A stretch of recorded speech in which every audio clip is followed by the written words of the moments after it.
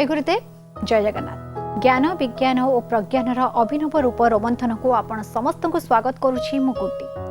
दर्शक बंधु, आस्थमा को लेकिन विभिन्न कथा किपरि संक्रमण व्यापे से विषय अनेक कथा गुरुजी गत अध्याय बुझाउथिले। आपण सेथरु जानिबाकू पाइले फूलर पराग द्वारा किपरि यह बढ़ी थाए, पुणी कौन करिवार आवश्यकता अछि से आपण गाई को घरे रखंतु बा बर असुस्थ गछ को लगेबाकू चेष्टा करतु। आज जानिबा किछि नुआ कथा। सेतिपय प्रथमे स्वागत करिबा आपण समस्तंकर प्रिय रेकी मिशन प्रतिष्ठाता तथा विज्ञानी गुरु गुरुदेव श्री संत महोदय को। गुरुजी आपण काम कार्यक्रम को स्वागत। जय गुरुदेव। जय गुरुदेव। बहुत कथा आपण बुझाई छंती आस्थमा को लेकी कथा आसिकी पहुंचतिला जे आमे जानि पारुना छोट छोट दिनस कर देथाओ जहा द्वारा संक्रमण मध्य व्यापीबारे लागि थाए। आज कथा केउठो आरंभ करिबे जहा में पराग व पोलन फैक्टर को लेकिन चर्चा करते एनवायरमेंटल फैक्टर को लेकिन चर्चा करते जे केमिति फूलर पराग द्वारा मध्य आमको आस्थमा बा आस्थमा भली अनेक गुड़िए रोग हबार संभावना अच्छी। जो जिते आम घरे गछटे लगौचे बा घर पाखे कौन ग्लूमटे उठुचे आम चिंता करुचे बा चिंता करवा उचित ताहा द्वारा आम उपरे कौन कुप्रभाव पड़ुची ना नहीं। तो परिवेश को जदि आम सठिक रखिबा बा परिवेश रे एमिति किछि ग्लूम एमिति किछि वृक्ष रखिबा जहाँ आम उपरे अहित साधन न करी हित साधन करुथिबो ताले अनेक गुड़िए रोगरु आमे निजको बंचई पारिबा। परागरे जहाँ बहु पूर्वरु जो प्राच्य समाज विज्ञानी माने कौनसी कारण न दर्शई अनेक गुड़िए बारण करथिले से बारण पछरे थिला अनेक कारण जहाँ को आमे बुझी पारिने बा बुझिया को केबे चेष्टा करिने। सेतिपई हुए तो आमे अनेक गुड़िए कथा को हेला करिके परित्याग करने को जाउछि। जोथि पई छोट छोट कथा फूल को सुंगिबा नाही। फूल सुंगिबा द्वारा तार जो परागर प्रभाव थाए से प्रभाव द्वारा आम शरीर में विभिन्न प्रकार रोग प्रवेश करे।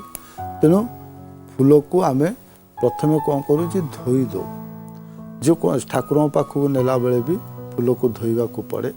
बहुत समय प्रश्न आसे फूल कहीं धोइबा। तो फूल धोइबा पछरे पवित्रता कारण नुहे, कारण होउची जे तार पराग द्वारा संक्रमित होउथिबा व्याधि गुड़ी को रोकिबा। तो अनेक कारण अच्छी जो परिवेश कथा आम चिंता करुचे जे परिवेश को पुणी दी भाग में विभक्त करवा उचित। साधारण भाव में आम जो परिवेश कथा कहू बा परिवेशविद माने जो व्याख्या देइछंती जे आम संलग्नित स्थान आम को लगी रही विभिन्न व्यवस्था एवं बंदोबस्त को ही परिवेश कहुच्छी। जदि आम आध्यात्मिक चेतना को जीवा आहुरी सूक्ष्म भाव में ताकू तर्जमा करिपरिबा एवं सूक्ष्म भाव में आमे ताकू निजे सठिक रखिपरिबा परिवेश को।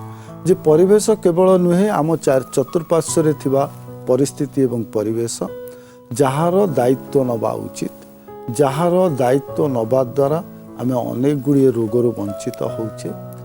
यदि आहुरी सूक्ष्म स्तर को जीवा बा प्राच्य भूखंडर विज्ञान को जीवा जे विज्ञान केते उन्नत एवं केते दूरदृष्टि संपन्न ताहा मध्य आमे जानि परिबा। जेतल परिवेश कथा कहूचे गोटे आम को घेरी रही आवरण बाह्य आवरण को आमे परिवेश बोली कहूचे। आम घर बाहर थिबा गछ ता बाहर थिबा वायुमंडल ये सब को लेकिन आमे परिवेश कहूचे। बा तीनिटी फैक्टर तीनिटी जिनस द्वारा आमे घेरी होइकी रहुचे। गोटे होउची पवन, गोटे होउची पानी, गोटे होउची भूमि। आकु संलग्नित जो आमर स्थान अच्छी ताको आमे परिवेश कहूचे एवं ताको आच्छादित करी रखुचे आकाश। यही होउची आमे मुख्यतः आकु ही भाव परिवेश बोली। कि जो प्राच्य विज्ञानी मानक पाखु जाउचे से आहुरी सूक्ष्मतर भाव में परिवेश को व्याख्या करिसेंते एवं परिवेश कहले कौन बुझाउछंती ना ये मनुष्य शरीर को आवरण करा जाइथिबा बा आच्छादित करा जाइथिबा चर्म खोल भितरे जहाँ अच्छी से ही परिवेश बा जहाँ भागवतर वाणी ଯେ ମୁଁ କହୁଛି ବହିର୍ମତେ ତୁ ବୁଝିବୁ ଅନ୍ତର୍ଗତେ, ଏ ପ୍ରମାଣ ହେଉଛି ଠିକ୍ ସେଇଆ ଯେ ପରିବେଶକୁ କେବଳ ବାହ୍ୟ ସ୍ତରରେ ଆମେ ଯାହା ତର୍ଜମା କରୁଛେ ଯେ ଏ ପରିବେଶ ଏବଂ ଏ ପରିବେଶର ସୁରକ୍ଷା କରିବା ଉଚିତ ଏବଂ ସେ ପରିବେଶକୁ ସୁରକ୍ଷା ଦେବା ପାଇଁ ଆମେ ଅନେକ ଖର୍ଚ୍ଚ କରୁଛେ, ଅନେକ ବୈଜ୍ଞାନିକ ପଦ୍ଧତିକୁ ଅବଲମ୍ବନ କରୁଛେ, ଅନେକ ଚେଷ୍ଟା ଏବଂ ପ୍ରଚେଷ୍ଟା ଆମର ଜାରି ରହିଛି। ତା ସତ୍ତ୍ୱେ ଆମେ ସେ ପ୍ରଦୂଷଣରୁ ନିଜକୁ ମୁକ୍ତ କରିପାରୁନେ, ପରିବେଶକୁ ମୁକ୍ତ କରିପାରୁନେ। କିନ୍ତୁ ଯଦି ପ୍ରାଚ୍ୟ ବିଜ୍ଞାନକୁ ଆମେ ଅବଲମ୍ବନ କରୁ, ପ୍ରାଚ୍ୟ ଜ୍ଞାନୀ ଗୁଣୀମାନଙ୍କର ପଦାନୁସରଣ କରୁ, ତାହେଲେ ଆମେ ଏଇ ଯେଉଁ ପରିବେଶ ଭିତରେ ଯାଉଛେ, ଏଇ ଯେଉଁ ପ୍ରଦୂଷଣ ଭିତରେ ଯାଉଛେ, ଏ ପ୍ରଦୂଷଣରୁ ଆମେ ନିଜକୁ ରକ୍ଷା କରିବା ସହ ସମ୍ପୂର୍ଣ୍ଣ ପରିବେଶକୁ ରକ୍ଷା କରିବା ପାଇଁ ସକ୍ଷମ ହୋଇପାରିବା। ତେଣୁ ଚର୍ଚ୍ଚା ନିହାତି କରିବା ଏଠି ଉଚିତ। ଯଦିଓ ଆମେ ଯେଉଁ ଚର୍ଚ୍ଚା କରୁଛେ ବିଷୟବସ୍ତୁ ସହିତ ଏ ପରିବେଶର ସମ୍ପର୍କ ନାହିଁ, କିନ୍ତୁ ଏ ପରିବେଶ ଚର୍ଚ୍ଚା କରିବା ନିହାତି ଦରକାର। ଆମେ ସମସ୍ତେ ବ୍ୟଗ୍ର ଏବଂ ବ୍ୟସ୍ତ ଆମ ସଂଲଗ୍ନିତ ସ୍ଥାନଗୁଡ଼ିକୁ ସଫା ରଖିବା ପାଇଁ, ବାୟୁର ପ୍ରଦୂଷଣକୁ ରୋକିବା ପାଇଁ, ପ୍ରଦୂଷିତ ଜଳକୁ ବିଶୋଧିତ କରି ସେବନ କରିବା ପାଇଁ ଏବଂ ଆମେ ଯେଉଁ ମାଟି ବା ଯାହାକୁ ଲାଗିକି ଆମେ ରହୁଛେ ସେ ମାଟିରେ କେମିତି ଦୁର୍ଗନ୍ଧ ନ ବ୍ୟାପୁ, ତାକୁ କେମିତି ଆମେ ସଠିକ୍ ଭାବରେ ରଖିପାରିବା, ସେଥିପାଇଁ ଆମେ ସମସ୍ତେ ବ୍ରତୀ, ସେଥିପାଇଁ ଆମେ ସମସ୍ତେ ଚିନ୍ତିତ। କିନ୍ତୁ ଯେଉଁ ପରିବେଶକୁ ଆମେ ନିଜେ ଚେଷ୍ଟା କରିବା ଦ୍ୱାରା ଶୋଧନ ରଖିବା ବା ଶୁଦ୍ଧ ରଖିପାରିବା ଏବଂ ତତ୍ସହିତ ସମ୍ପୂର୍ଣ୍ଣ ସମାଜ, ପରିବାର ସମସ୍ତଙ୍କୁ ସୁସ୍ଥ ରଖିପାରିବା, ସେ ବିଷୟରେ ମଧ୍ୟ ଆମେ ଅନୁଧ୍ୟାନ କରିବା ଉଚିତ। ଗୁରୁଜୀ ବୁଝାଉଥିଲେ ରୋଗର ବିଷୟରେ, କଥା ଯାଇକି ପହଞ୍ଚିଥିଲା ପରିବେଶ ବିଷୟରେ। ଏବେ କଥା କୋଉଠୁ ଆରମ୍ଭ କରିବେ ଗୁରୁଜୀ? ଯାହା ଆମେ ଚର୍ଚ୍ଚା କରୁଥିଲେ ଯେ ପ୍ରାଚ୍ୟ ବିଜ୍ଞାନୀ କଥା ବା ପ୍ରାଚ୍ୟ ସମାଜ ବିଜ୍ଞାନୀମାନଙ୍କର କଥା, ଯେ କେମିତି ସୁନ୍ଦର ଭାବରେ ଏ ପ୍ରଦୂଷଣରୁ ନିଜକୁ ମୁକ୍ତ ରଖିବା ପାଇଁ ବ୍ୟବସ୍ଥା ଗୁଡ଼ିକ କରିଛନ୍ତି ବା ଏ ବ୍ୟବସ୍ଥା କେତେ ସୁନ୍ଦର ଭାବରେ କରାଯାଇଛି। ଯେତେବେଳେ ଆମେ ପରିବେଶ କଥା ଚିନ୍ତା କରୁଛେ ଏବଂ ନିଜକୁ ନେଇ ବା ଆମେ ନିଜେ ଗୋଟେ ସୃଷ୍ଟି ଏବଂ ଆମକୁ ଘେରି ରହିଥିବା ଚତୁଃପାର୍ଶ୍ୱର ଚର୍ମ ଆଭରଣ ହିଁ ଆମ ପାଇଁ ଆମ ପରିବେଶ।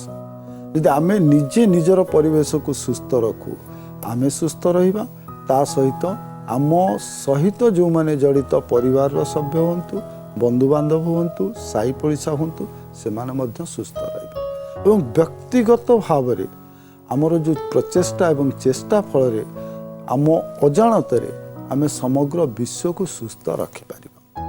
ଯେମିତି ଆମେ କହୁଛେ ଯେ ପ୍ରଦୂଷଣର ମୁଖ୍ୟ କାରଣ ଧୂଳିକଣା ବା ଯେଉଁ ଡଷ୍ଟ ଆସୁଛି, ଡଷ୍ଟ, ସେ ଯେଉଁ ଡଷ୍ଟ ଗୁଡ଼ିକ ଆସୁଛି ତାହା ହିଁ ବିଭିନ୍ନ ରୋଗ ବାହକ ଏବଂ ସେଥିରୁ ରୋଗ ସୃଷ୍ଟି ହେଉଛି। କିନ୍ତୁ ଆମେ ଯେତେବେଳେ ଚର୍ଚ୍ଚା କରୁଥିଲେ ଶ୍ୱାସର ମୂଳ କାରଣ କଥା, ସେଥିରେ ବିଭିନ୍ନ ମାଇଟ୍ କଥା, ଆମେ ଘରେ ରହୁଥିବା ବିଭିନ୍ନ ଜୀବଜନ୍ତୁଙ୍କ କଥା ଚର୍ଚ୍ଚା କରୁଥିଲେ, ପୋକ ପୋତକମାନଙ୍କର କଥା। ଏବଂ ତାଙ୍କର ଖାଦ୍ୟ କ'ଣ ନା, ତାଙ୍କର ଖାଦ୍ୟ ହେଉଛି ମଣିଷ ଶରୀରରୁ ନିର୍ଗତ ହେଉଥିବା ଯେଉଁ ଜୀବକୋଷ, ସେ ଜୀବକୋଷ ଗୁଡ଼ିକ ହେଉଛି ସେମାନଙ୍କର ଖାଦ୍ୟ। ବା ଆମର ଯେଉଁ ଧୂଳି ହେଇକି ଆମ ଚର୍ମର ଉପର ଆଭରଣ ଗୁଡ଼ିକ ବାହାରିଯାଏ, ସେ ହିଁ ସେମାନଙ୍କର ଖାଦ୍ୟ। ବା ପ୍ରଦୂଷଣ କରୁଛି କିଏ ନା, ଶରୀରରେ ସୃଷ୍ଟି ହେଉଥିବା ଯେଉଁ ଶୁଷ୍କ ଚର୍ମ କୋଷ ଗୁଡ଼ିକ, ତାହା ଦ୍ୱାରା ପରିବେଶ ପ୍ରଦୂଷିତ ହେଉଛି। ଏବଂ ସେ ପ୍ରଦୂଷିତ ନ ହେବା ପାଇଁ, ପ୍ରଦୂଷଣରୁ ମୁକ୍ତ ରଖିବା ପାଇଁ ପରିବେଶକୁ ଆମକୁ କୁହାଗଲା କେତେବେଳେ ସ୍ନାନ କରିବ? ବ୍ରାହ୍ମ ମୁହୂର୍ତ୍ତରେ ସ୍ନାନ କରିବା। ବ୍ରାହ୍ମ ମୁହୂର୍ତ୍ତର ସ୍ନାନ ଧର୍ମ ସହିତ ଜଡ଼ିତ ନୁହେଁ, ପରିବେଶ ସହିତ ଜଡ଼ିତ, ବିଜ୍ଞାନ ସହିତ ଜଡ଼ିତ ଏବଂ କାରଣ ଉଦ୍ଦିଷ୍ଟ ଅଛି। କ'ଣ ହେବ ଯେତେବେଳେ ଆମେ ବ୍ରାହ୍ମ ମୁହୂର୍ତ୍ତରେ ସ୍ନାନ କରୁଛେ? ଆମେ ଉଠିକି ଯେତେବେଳେ ବାହାରେ ଚଳପ୍ରଚଳ ହେଉଛେ, ଆମର ଶୁଷ୍କ ଚର୍ମ ଗୁଡ଼ିକ ଝଡ଼ିକି ପଡ଼ିବା ପୂର୍ବରୁ ଆମେ ସ୍ନାନ କ୍ରିୟା କରୁଛେ। ବା ଯେତେବେଳେ ପାଣି ସଂସ୍ପର୍ଶରେ ସେ ଚର୍ମ ଗୁଡ଼ିକ ଶୁଷ୍କ ଚର୍ମ ଗୁଡ଼ିକ ଆସେ, ତାର ଓଜନ ବଢ଼ିଯାଏ ଏବଂ ସେ ଓଜନ ବଢ଼ିବା ଦ୍ୱାରା କେଉଁଠି କେନ୍ଦ୍ରୀଭୂତ ହୁଏ ନା, ଭୂମଣ୍ଡଳରେ ବା ଭୂସଂଲଗ୍ନିତ ହୋଇଯାଏ, ଯାହା ମାଟିର ଉର୍ବରତା ବଢ଼ାଇବା ପାଇଁ ଚେଷ୍ଟା କରେ, ରୋଗ ସୃଷ୍ଟି କରିବାର କାରକ ହୁଏ ନାହିଁ। जहाँ आम बाहर देखुचे बाहर जिते प्रदूषण होची जितेबाला भूसलग्रित प्रदूषण होची से आम विभिन्न जंत्रपाति लगाऊे टू प्यूरीफाए जो डस्ट आसूची से डस्ट केमती रम घर झरकार सब जाली लगे दौचे काच लगे दौचे बाहर पवन घर भितर को प्रवेश करने दौने आम निज शरीर भितर काले से धूलिकणा प्रवेश कर नाक को ढांकी दौचे विभिन्न उपाय अवलंबन करुचे। तो ये जो धूलिकणा गुड़िक सृष्टि होची शरीर भितर जदि आम ताकू निजे अख्तियार करिपारू बा तार सुबंदोबस्त करिपारू ताले प्रदूषण रक्षा पाइब। द्वितीय हूँ जल प्रदूषण। बर्तमान आम कौन करुचे जिते बाह्य परिवेश कथा देखुचे जे जल प्रदूषित केमिति होची एवं काहींकी होची। आमे जितेबाला बाह्य पदार्थ एवं वर्ज्य पदार्थ सी पानी भितर विसर्जन करुचे बा पानी रे छाड़ुचे से पानी दूषित हो जाउची। से कल कारखाना द्वारा व्यवहृत पानी हो घरोई व्यवहार पानी हो बा असना आवर्जना कथा हो ठीक सेमती जी तार उत्स आम बहु अर्थ खर्च करुचे बर्तमान गंगा जमुना को प्रदूषण मुक्त करने जहाँ पुणी भागवतर बाणी पिंड ब्रह्मांड एकमत जानती सुज्ञानी पंडित जो तीनिटी नदी को नहीं आम जितेबाला चेष्टा करुचे जे प्रदूषण मुक्त रखापी आम शरीर भितर मध्य तीनिटी नदी प्रवाहित ताकू जदि आम प्रदूषण मुक्त रखू ताले शरीर रूपक परिवेश को आम सुस्थ रखिपर। तो जदि शरीर सुस्थ रुए परिवेश सुस्थ रखिबार कारक हो पाए। तो केवल जे आम बाहर जो नदी अच्छी नदी रे आवर्जना पकई ताको नाल रे परिवर्तन करुचे ता नुहे शरीर भितर थिबा नदी भितर मध्य आवर्जना व्यवहार करबा टॉक्सिन देकी आमे ताको नाल कर दउचे। सी नदी कोठी अच्छी ना मनुष्यर पछ भागरे नदी तीनोटी नदी मुख्य नदी जहाँ भारत भूखंडर मुख्य जलस्रोतर कारण गंगा जमुना सरस्वती जहाँ को आमे कहले ईद पिंगला नाड़ी जो आम जाइए सुषुम्ना ये तीनिटी नाड़ी होची तीनिटी नदी। जदि आम शरीर भितर प्रवाहित होउथिबा नदीर जल को आमे सफा रखू सुस्थ रखू तो शरीर भितर थिबा जल जहाँ आमे समस्ते जानिचे जे तृतीयांश शरीरर जेतिकी भाग अच्छी 3 भाग जल एवं भागे स्थल जहाँ आमर बाह्य भूखंड कथा आमे जेतेबेले चर्चा करुचे ठीक सही अनुपात रे बाह्य भूखंड रे मध्य 3 भाग जल अच्छी एवं भागे स्थल अच्छी। तो ये जो जल प्रदूषण को रक्षा करने तार पुणी बंदोबस्त करागला जहाँ को आमे कहले योग विज्ञान ता भितर आमे रखिले आसन प्राणायाम जहाँ अष्टांग योग साधनार पद्धति जे शरीर भितर थिबा जिते प्रकार कारक अच्छी बा जिते प्रकार जलर उत्स अच्छी से जलर उत्स को आमे केमिति प्रदूषण मुक्त करि पारिबा। जदि आम भितर थिबा जल प्रदूषित मुक्त हुए ता भितर सेतिकी रेजिस्टेंस पावर डेभलप करे बाहरु ग्रहण करुथिबा टॉक्सिक एलिमेंट्स बा जो गुड़िक भितर आमे जानुचे जे किछि विषक्रिया अच्छी ताकू जेतबेले आमे ग्रहण करुचे शरीर ताकू शोधन करिया पाई शरीर भितर क्षमता आसी जाउची बा is became that much of resistant से पदार्थ गुड़ी को ग्रहण करी ताकू पुणी विशुद्ध करी ग्रहण करि पारिबो। से विशुद्ध पाई पुणी कौन करा जाउची जेमते आमे बर्तमान देखुचे वाटर ट्रीटमेंट प्लांट बसुची एयर ट्रीटमेंट प्लांट बसुची आमे आउटडोर साइड रे बसौची बाहर बसौची किंतु मनीष शरीर भितर ठाकुर से यंत्र मध्य स्थापन करिसेंती जे केमिति विशोधन करा जिवो। जितेबाला आमे पानी ग्रहण करू बा पवन ग्रहण करू बा अन्न ग्रहण करू जेकोसी पदार्थ आमे ग्रहण करुचे तार मुख्य पथ होउची कोठी ना गला क्षेत्र एवं से गला क्षेत्र दे जितेबाला कौनसी पदार्थ जाए भगवान सेठी एमिति यंत्र सब सृष्टि करिसेंती से ताकू शोधन करि पारिबो जहाँ को आमे प्राच्य भूखंड रे आख्यायित कले कौन विशुद्ध चक्र बा जो पथ दे जेकोसी पदार्थ जाऊ से पदार्थ को शोधन करिवार क्षमता से स्थान रे अछि। तो जितेबाला आम शरीर भितर जल आमे शोधन करिबा आम शरीर भितर सृष्टि होतिबा धूलिकणा गुड़ी को आमे जदि साकार रूप में काम लगे पारिबा ताले शरीर भितर कौनसी प्रदूषण हब नाही एवं ये जो परिवेश आमे कहूचे बा व्यक्ति रूपक परिवेश से परिवेश सुरक्षित रहिबा सहित संपूर्ण भूखंड मध्य सुरक्षित रहिबो। विरति पूर्व आपण माने जानबाको पाउथले शरीर विषय अनेक कथा रोग विषय अनेक कथा किंतु एबे समय आछि आमे जानिबा एमिति किछि कथा जहा आपणको मनरे प्रश्न अछि किछि प्रश्न जहा आपण चिठी जरिया लिखि दैछंती अनेक कथा मनुष्यर शरीर को नेकी नुही जीवन को नेकी जहा जिज्ञासा आपणकर अछि देखिबा के कर जानिबाको चाहछंती। ए चिठी आछि बालेश्वर रु लिखिछंती सुमिता साहू से लिखिछंती प्रथमे गुरुजी को जय गुरुदेव तापर से लिखिछंती रोग विषय आम कार्यक्रम जरिया अनेक कथा जानिबाको पाउछु किंतु एमती अनेक प्रश्न थाए जार उत्तर आम खोजु किंतु पाउनु सेइथिपई किछि प्रश्न मो मनरे अछि मु जानिबाको चाहूछि तार उत्तर खोजुछि आशा जे गुरुजी निश्चय कहिबे।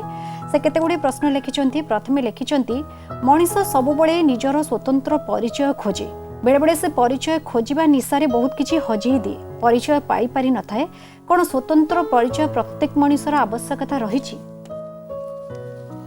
जहाँ स्वतंत्रता को नहीं बा आम अन्य अर्थरे ताकू स्वाभिमान कथा भी कहू बा निजर परिचय एवं परिचिति को नहीं आम भावु यही जीवन बा निजे निजको प्रतिष्ठा करिबा निजर निजस्व ना को प्रतिष्ठा करिबा बोध जीवन लक्ष्य बा स्वतंत्रता। स्वतंत्र शब्दर जो व्याख्या ता आम मानक स्थल रे टिके भिन्न आकार रे ही जाए। स्वतंत्र स्वयं तंतु द्वारा शासित हवा होची स्वतंत्र बा जितेबाला मनीष स्वयं शासित हो जाए सेतबेले से स्वतंत्र हो जाए जितेबाला ताको अंकुश लगा जाए सेतबेले से स्वतंत्रता को भूली जाए बा से स्वतंत्रता ताठू दूरे निया जाए का आउ जणे ताको शासन करे अन्य द्वारा शासन हवा स्वतंत्रता नुहे। तो स्वतंत्रर अर्थ नुहे जे मोर निजस्व गोटे परिचय सृष्टि करी बा निजे किछि हेकी देखेबी ताहा स्वतंत्रता नुहे।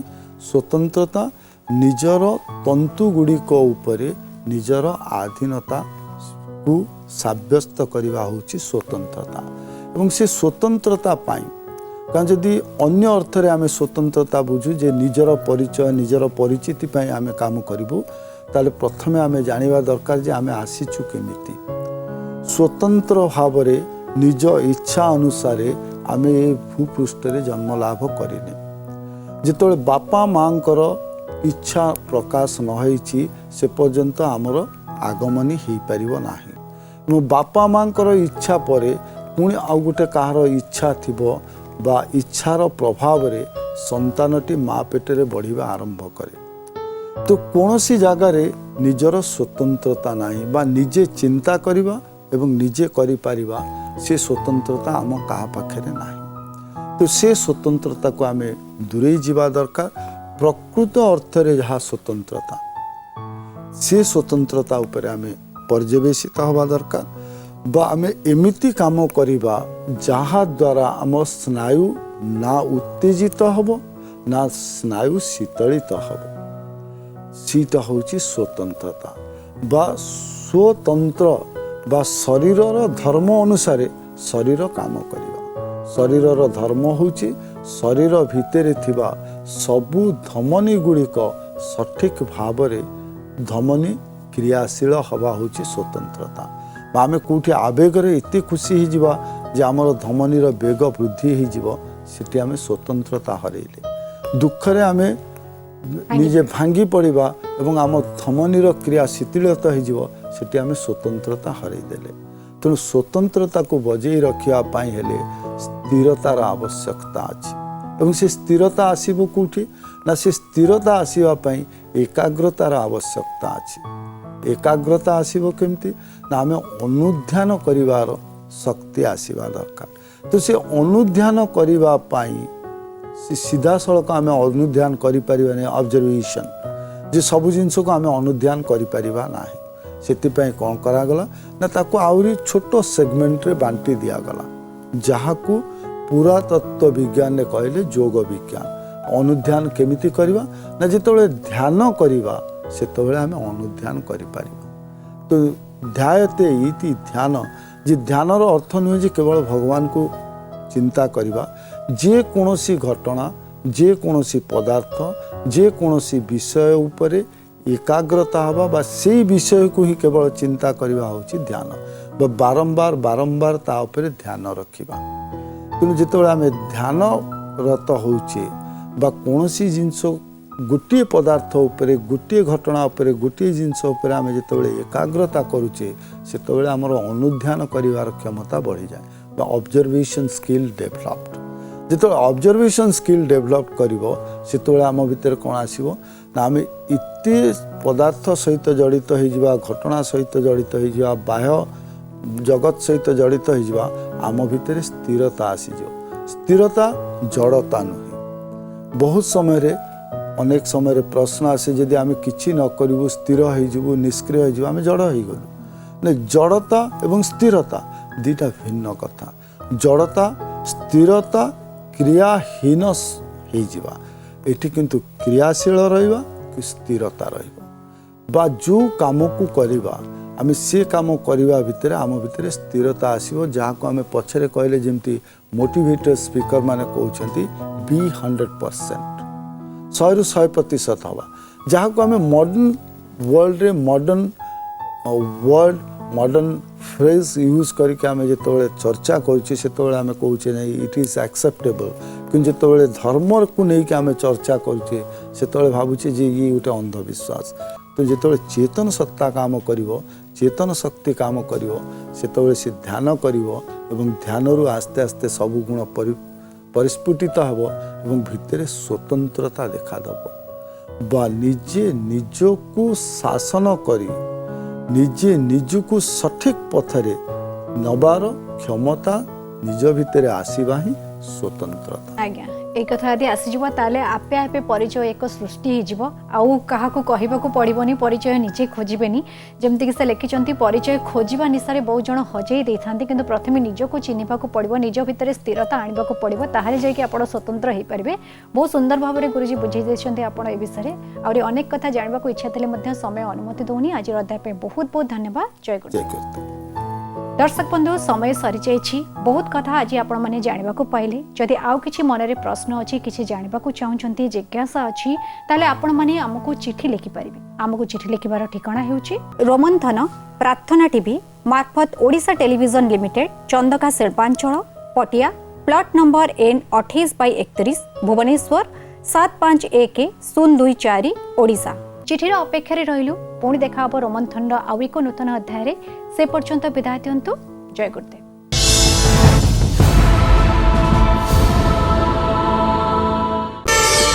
प्रार्थना आम आनंदर उत्सव।